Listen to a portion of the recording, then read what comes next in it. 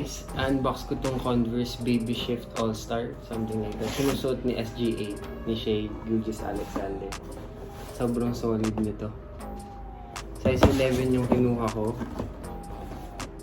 Parang donut or something na colorway. Okay, malupit.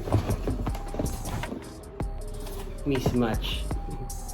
So yung isa, yung right pair, color pink yung bottom, and then yung laces niya is yung green, and then yung insole niya parang Simpson, yung parang donut talaga siya. Tapos air zoom siya, air zoom ito kasi binili ng Nike to. Tapos ito yung outsole niya.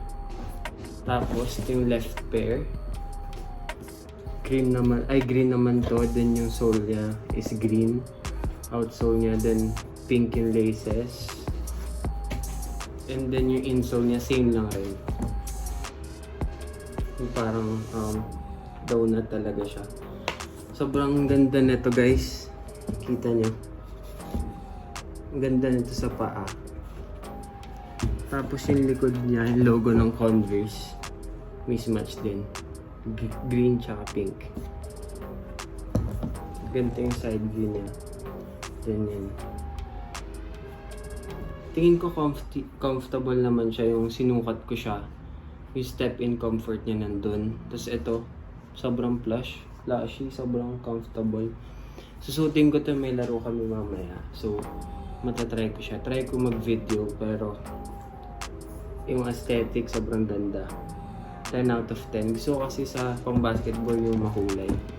Makulay sa court para litaw. Kasi yung box niya, swabe lang rin. And then, excited na ako i-try ito para sa rotation ko ng pang basketball. Then yung outsole niya parang naman siya, tatagal, lasting naman, it will last I think. And then yun lang, Converse. So lang, thank you for watching, and mag-subscribe guys sa channel ko. Pero kung ano lang pinapost ko. Thank you.